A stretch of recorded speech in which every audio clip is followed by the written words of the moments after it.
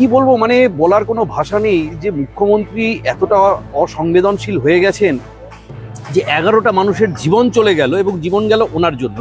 এই যে গোয়েঙ্কা বাবুকে সিএসসির নামে গোটা পশ্চিমবঙ্গের মানুষকে লুটে খাওয়ার যে ছাড়পত্র উনি বছরের পর বছর দিয়ে রেখেছেন এবং যার থেকে ভোটের সময় বা সারা বছরই উনি তার একটা বড় ক্রিম উনি এক্সট্রাক্ট করে থাকেন এই গোয়েঙ্কা বাবুর মাধ্যমে। সঞ্জীব গোয়েঙ্কাকে নাকি উনি খুব কড়া ভাষায় বলেছেন একটা বড় ক্ষতিপূরণ দিতে হবে ওনাকে। এতক্ষণে সঞ্জীব গোয়েঙ্কার বিরুদ্ধে এফআইআর কেন হলো না? মুখ্যমন্ত্রীর ঘনিষ্ঠ বলে তো সঞ্জীব গোয়েঙ্কার কোমরে এতক্ষণে দড়ি পরিয়ে দেওয়া উচিত ছিল, যদি উনি যথার্থ অর্থে মুখ্যমন্ত্রী হতেন, যদি যথার্থ অর্থে উনি রাজধর্ম পালন করতেন। ওনার জন্য, ওনার ব্যর্থতায়, বারে বারে বলছি ওনার ব্যর্থতায় এই 11টা মানুষ আজকে মরে গেল। অরিজিৎ দা, আপনাকে মাধ্যমে স্বাগত। দাদা, এই যে বর্ষা হলো এবং তারপরে 11 জন বিদ্যুৎ পৃষ্ঠ হয়ে মারা গেলেন, তারপরে আমরা দেখছি আমাদের রাজ্যের মুখ্যমন্ত্রী শুধু ঘোষণা করলেন যে তাদেরকে টাকার ক্ষতিপূরণ দেওয়া হবে এবং তারপরে দেখছি আবার তিনি পুজোতে চলে গেলেন, উদ্বোধন করতে চলে গেলেন এবং আমরা দেখতে পাচ্ছি একটি ক্লাব পুজোর উদ্বোধনে গিয়ে তো নাচলেনও। কিভাবে দেখছেন বিষয়টা আপনি? দেখুন, চারিদিকে মনে হচ্ছে একটা পৈশাসিক উল্লাস চলছে। মুখ্যমন্ত্রী যা করছেন এটাকে পৈশাসিক উল্লাস ছাড়া আর কিছু বলার আমি তো অন্য কোনো শব্দ খুঁজে পাচ্ছি না। ন্যূনতম মানুষের মধ্যে যদি ন্যূনতম সংবেদনশীলতা থাকে তাহলে মানুষ এটা করতে পারে না। আজকে ওনার প্রশ্রয়, ওনার চেলাচামুন্ডা ভাইপো ভাগ্নেদের দল, তারা চতুর্দিকে জলাজমি ভরাট করে চতুর্দিকের বিভিন্ন যে প্রোটেক্টেড ওয়াটার বডিগুলো ছিল সেগুলোকে বুঝিয়ে, ভেরি বুঝিয়ে, ড্রেনেজ সিস্টেমগুলোকে বিপর্যস্ত করে দিয়ে আছে কলকাতাকে এমন একটা অবস্থায় পরিণত করেছে যে একটু ভারী বৃষ্টি হলে গোটা কলকাতার জনজীবন স্তব্ধ হয়ে যাচ্ছে। আর শুধু স্তব্ধ হচ্ছে তাই না, গোটা কলকাতা জুড়ে আপনি যদি যেখানে যেখানে এই ধরনের মৃত্যুর ঘটনাগুলো ঘটেছে ইলেকট্রোকিউশনের জন্য আপনি যদি দেখেন, গোটা কলকাতা জুড়ে হয়েছে। যেমন একদম আউটস্কার্ট কালিকাপুর থেকে শুরু করে ভিতর দিকে যত আসবেন, মমিনপুর, বালিগঞ্জ প্লেস, পর বিভিন্ন জায়গায় এই ধরনের ইলেকট্রোকিউশনের ঘটনা ঘটেছে। মানুষের নিথর শবদেহ ওই নোংরা জলের মধ্যে পড়েছিল, ভেসেছিল। কোনোভাবে পরবর্তী সময় তাদের গিয়ে টেনে কোনোভাবে উদ্ধার, মানে সরিয়ে নিয়ে আসা হয়েছে সেই বডি, সেই মৃতদেহ। এখন কি বলবো, মানে বলার কোনো ভাষা নেই যে মুখ্যমন্ত্রী এতটা অসংবেদনশীল হয়ে গেছেন যে 11টা মানুষের জীবন চলে গেল এবং জীবন গেল ওনার জন্য। কেন ওনার জন্য? কারণ এই সিএসসির মালিক গোয়েঙ্কা বাবুকে নিয়ে উনি লন্ডনে সকালবেলা জগিং করতে যান, ইটালিতে মর্নিং ওয়াক করতে যান। যখনই কোনো বিদেশ যাত্রা থাকে ওনার পাশে আর কেউ থাকুক না থাকুক, সরকারি আমলা থাকুক না থাকুক, গোয়েঙ্কা বাবুকে সব সময় দেখা যায়। সুতরাং এটা বলতে তো কোনো মানে হতে হয় না, বিজ্ঞানী হতে হয় না যে এই গোয়েঙ্কা বাবুর সাথে ওনার যে বিশেষ একটা সুসম্পর্ক আছে সেটা তো বোঝার জন্য সাধারণ বুদ্ধি যথেষ্ট। এই যে গোয়েঙ্কা বাবুকে সিএসসির নামে গোটা পশ্চিমবঙ্গের মানুষকে লুটে খাওয়ার যে ছাড়পত্র উনি বছরের পর বছর দিয়ে রেখেছেন এবং যার থেকে ভোটের সময় বা সারা বছরই উনি তার একটা বড় ক্রিম উনি এক্সট্রাক্ট করে থাকেন এই গোয়েঙ্কা বাবুর মাধ্যমে। কারণ মাথায় রাখতে হবে, বিদ্যুতের মাশুল পশ্চিমবঙ্গে সারা ভারতবর্ষের মধ্যে সর্বাধিক এবং সেটাকে মনোপলি করে রেখেছে এই সিএসসি শুধুমাত্র এই মমতা ব্যানার্জির তৃণমূলের প্রশ্রয়। সিপিএমের সময় সিপিএম ওনাকে ইউজ করেছে, এই গোয়েঙ্কাদের ইউজ করেছে, এখন মমতা ব্যানার্জি ইউজ করছে। কোনো কম্পিটিশন বিদ্যুৎ নিয়ে পশ্চিমবঙ্গের বুকে সিএসসি ছাড়া অন্য কাউকে এখানে বিদ্যুতের ব্যবসা করতে দেওয়া হয়নি। অথচ আমরা কি দেখছি যে সেই সিএসসির এমন মেনটেনেন্স যে কলকাতার বিস্তীর্ণ জায়গা জুড়ে বিভিন্ন পয়েন্টে বৃষ্টির জল জমা হওয়ার সাথে সাথে ইলেকট্রোকিউশনে মানুষ মারা যাচ্ছে। আমার বক্তব্য হলো, উনি বলেছেন সঞ্জীব গোয়েঙ্কাকে নাকি উনি খুব কড়া ভাষায় বলেছেন একটা বড় ক্ষতিপূরণ দিতে হবে ওনাকে।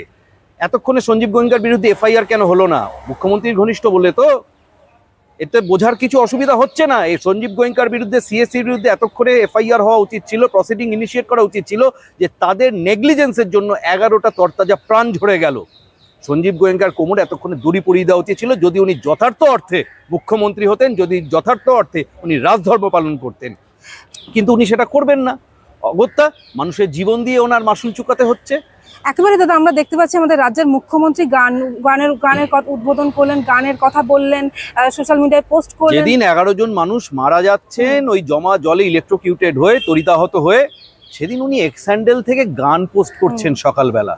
পশ্চিমবঙ্গের মানুষ জমা জলে কারেন্ট খেয়ে মরছে, উনি গান পোস্ট করছেন। তারপর দিন উনি গরবা নাচ নাচতে যাচ্ছেন ওই পুজোর উদ্বোধন করার সময়।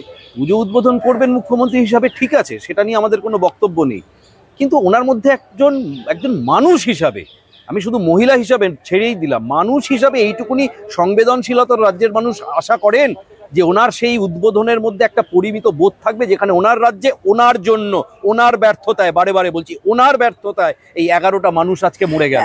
নাকি দাদা এই যে বর্ষা হবে, জল জমবে, মানুষ মারা যাবে, এই বিষয়টাকে সরকারের পক্ষ থেকে একেবারে নর্মালাইজ করার চেষ্টা চলছে? দেখুন, মানুষের জীবন সম্পর্কে যদি ওনাদের বিন্দুমাত্র সহমর্মিতা বোধ থাকতো তাহলে উনি এইভাবে এই বডি ল্যাঙ্গুয়েজ দেখিয়ে চলতে পারতেন না। আপনি একটা জিনিস ভাবুন যে এই যে কিছুদিন ধরে শিরোনামে আছে গুলশান কলোনি, এই গুলশান কলোনি কোথায় তৈরি হয়েছে? বাইপাসের ধারে 250 বিঘা জলাজমি বুঝিয়ে গুলশান কলোনি তৈরি হয়েছে, যেখানে 5000-এর কাছে 3 তলা 4 তলা 5 তলা ইমারত দাঁড়িয়ে রয়েছে, যার একটারও কোনো প্ল্যান নেই। কলকাতা মিউনিসিপ্যাল কর্পোরেশন যার কোনো প্ল্যান স্যাংশন করেনি আজ পর্যন্ত, অথচ সেইখানে 70 লক্ষ টাকা 80 লক্ষ টাকা কাঠা প্রতি দরে সেখানে জমির বিক্রি এবং তার সাথে ফ্ল্যাট বিক্রি চলছে। তার ক্রিম কে খাচ্ছে? তৃণমূলের নেতারা খাচ্ছে, ওখানে জাভেদ খান খাচ্ছে, সুশান্ত ঘোষ খাচ্ছে 25%। আর 75% কোথায় পাঠিয়ে দিচ্ছে? ওদের সিস্টেমটা আমরা সবাই জানি। 25% লোকালে থাকে, 75% চলে যায় কালীঘাটে।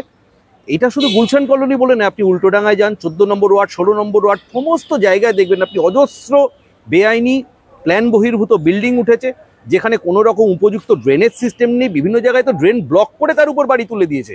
তো এর একটা সম্মিলিত এফেক্ট দাঁড়াচ্ছে যে কোনো ভারী বর্ষণেই কলকাতা জলমগ্ন হয়ে যাচ্ছে, মানুষের জীবন যাচ্ছে।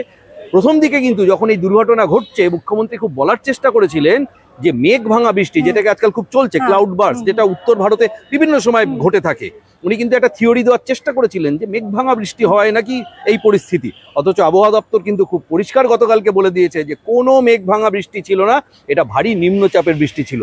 আজকে কলকাতার অবস্থা, ববি হাকিম এই মুখ্যমন্ত্রীর প্রশ্রয়, তোলাবাজি করে করে এই কাটমানি খেয়ে খেয়ে বিভিন্ন প্ল্যান বহির্ভূত কনস্ট্রাকশনকে অ্যালাউ করে এই পরিস্থিতিতে এই মেয়র দাঁড় করিয়েছে, যেখানে বৃষ্টি হলে মানুষের জীবন মুড়ি মুড়কির মতো চলে যাচ্ছে। আর মুখ্যমন্ত্রী সেই নীরব, রাজ্য জ্বলছিল, প্রজাপুর ছিল, আর নীরব সাহেব, নীরব মহারাজা নীরব বেহালা বাজাচ্ছিলেন। তাই মমতা ব্যানার্জি হয়তো বেহালাটা এখনো আয়ত্ত করতে পারেননি, উনি গর্বা নেচে আনন্দ প্রকাশ করছেন। দাদা, মেয়র পরিষদ তারক সিং তিনি বলছেন, আমি যখন রাস্তায় নামবো, যখন সবাই জানি যে শর্ট সার্কিট হবে এবং তার ফলে মৃত্যু হবে, এই সব কিছু জানার পরেও যদি আমি তারপরে নামছি এবং তারপর যদি মৃত্যু হয়, মানে আত্মহত্যা করতে যাচ্ছি। ওনার প্রশ্নের উত্তরে একটাই কথা বলতে ইচ্ছা করে, ছি, শুধু ছি, এই কথাটাই বলতে ইচ্ছা করছে, আর কিছু বলতে ইচ্ছা করছে না। এত নিম্ন রুচির, এত অসামাজিক অমানবিক জীবেরা, এদের কথার উত্তর দিতে ঘেন্না বোধ হয়। ওই জমা জলে কোনো মানুষ সুস্থভাবে ইচ্ছা করে নামে না। যারা এমার্জেন্সি সার্ভিসেসে কাজ করে, এমনকি পুলিশের কথাও যদি ধরেন, পুলিশকেও তো এই জমা জলে নামতে হয়েছিল। যারা দমকলের কাজ করেন, যারা বিভিন্ন স্বাস্থ্য পরিষেবার কাজ করেন, অর্থাৎ এমার্জেন্সি সার্ভিসেসে যারা রয়েছে, তাদেরকে তো বেরোতেই হবে। আপনি কি স্কুল কলেজ রাজ্য সরকার আগে ছুটি ঘোষণা করেছিল? কেন করলো? রাজ্য সরকার ছুটি পরের দিন ঘোষণা করেছে, ভয় করেছে, কারণ চতুর্দিকে এই রাজ্য সরকারও জানে এমন পরিস্থিতি তৈরি হয়ে রয়েছে যে ছাত্রছাত্রীরা যদি স্কুল কলেজে যাওয়ার প্রস্তুতি নেয়, সেখানেও তাদের জীবনহানি ঘটে যেতে পারে। সরকার কিন্তু পক্ষান্তরে স্বীকার করে নিয়েছে যে পশ্চিমবঙ্গের বুকে ভারী বৃষ্টি হলে কলকাতার জনজীবন স্তব্ধ হয়ে যাবে, কলকাতায় কোনো কর্মক্ষেত্রে যাবার কোনো প্রভিশন থাকবে না, এবং যারা যেতে যাবে তাদের কিন্তু জীবনহানির সম্ভাবনা রয়েছে। সব দায় পাবলিকের। মুখ্যমন্ত্রী এবং তার চালাচামুন্ডাদের ভাষাতে এই যেটা বললেন, তারক সিং যেটা বলেছে, বৃষ্টির মধ্যে বেরোনো যাবে না। তাহলে মনে করুন আজকে যদি আপনার বা আমার বাড়ির কেউ আমরা খবর পেতাম যে অসুস্থ হয়ে পড়েছে, তাকে ইমিডিয়েট হসপিটালাইজ করতে হবে, আমরা বেরোতাম না বাড়ি থেকে, আমরা বাইরে জমা জল বলেছে বলে বাড়িতে খাটের উপর পা গুটিয়ে বসে থাকতাম। এটাই আমাদের করণীয় ছিল।